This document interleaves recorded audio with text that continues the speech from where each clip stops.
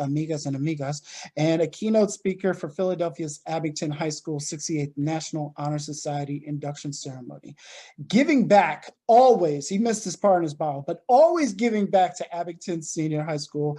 It is very important to Mr. Block. As such, he endows a scholarship each year for students that plan on majoring in a world language at the university level. So scholarship, call center, and ladies and gentlemen, I usually don't like to give out private information, but I am going to be on this show.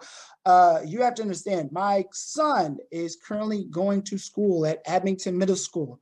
Richard and I met through a podcast directory where he has to be on my show. So such a small world this is that a future alum, and now I'm speaking to a past alum, all coming together. So, because Abington ain't big, but it ain't small either. So just being able to connect is just an amazing thing. But without further ado, ladies and gentlemen, Richard Blank. So welcome to the show, man. How are you?